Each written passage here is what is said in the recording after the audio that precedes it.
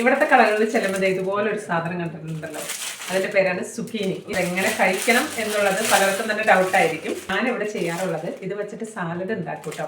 അതെങ്ങനെയാന്ന് കാണിച്ചിട്ടെ. പാത്രം എടുത്ത് വെച്ചിട്ടുണ്ട്, അതിലേക്ക് ക്യാരറ്റ് ഇതുപോലെ പീൽ ചെയ്ത് വെച്ചിട്ടുണ്ട്, അതിട്ട് കൊടുക്കുന്നു. സുക്കീനിയുടെ തൊലി കളഞ്ഞിട്ട് ഇതുപോലെ തന്നെ പീൽ ചെയ്ത് വെച്ചിട്ടുണ്ട്, അതും കൂടെ ഇട്ട് കൊടുക്കുന്നുണ്ട്. കുക്ക്ഡ് ആയിട്ടുള്ള സ്വീറ്റ് കോൺ ഉണ്ട്, അതും കൂടെ ഇട്ട് കൊടുക്കുന്നുണ്ട്. മുട്ട പുഴുങ്ങിയിട്ട് ഇതുപോലെ കട്ട് ചെയ്ത് വെച്ചിട്ടുണ്ട്, അതും കൂടെ ഇട്ട് കൊടുക്കുന്നു. ചെറുപയർ വേവിച്ച് വെച്ചിട്ടുണ്ട്, അതും കൂടെ ഇതിൻ്റെ അകത്തോട്ട് ഇട്ട് കൊടുക്കുന്നുണ്ട്. ഇനി ഇതിലേക്ക് നമുക്കൊരു ഡ്രസ്സിങ് ഉണ്ടാക്കണം, അതായത് ഒരു സോസ് ഉണ്ടാക്കണം. അതിന് വേണ്ടിയിട്ട് ഒരു ചെറിയൊരു കണ്ടെയ്നർ എടുത്ത് വെച്ചിട്ടുണ്ട്.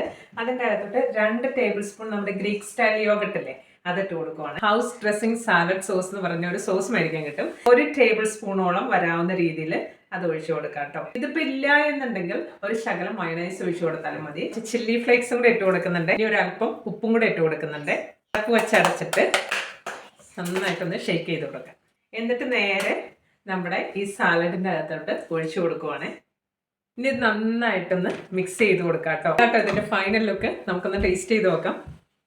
നല്ല അടിപൊളി ടേസ്റ്റ് ആട്ടോ. സുഗീനി ഇതുവരെ കഴിക്കാത്തവരുണ്ടെങ്കിൽ ഇതുപോലെ ഒന്ന് കഴിച്ചു നോക്ക്. ഒത്തിരി ഫൈബർ ഉണ്ട്, ആന്റി ഓക്സിഡന്റ് അടങ്ങിയേക്കുന്നതാണ്. ഹെവി ആയിട്ടുള്ള എന്തെങ്കിലും ഡയറ്റ് എടുത്തേക്കുന്ന ദിവസങ്ങളിൽ ഒരു മെനു ആക്കാൻ പറ്റുന്ന ഒരു സാലഡ് ഇതാണ്. അപ്പൊ ഇതുപോലെ എല്ലാവരും ഒന്ന് ട്രൈ ചെയ്ത് നോക്ക്.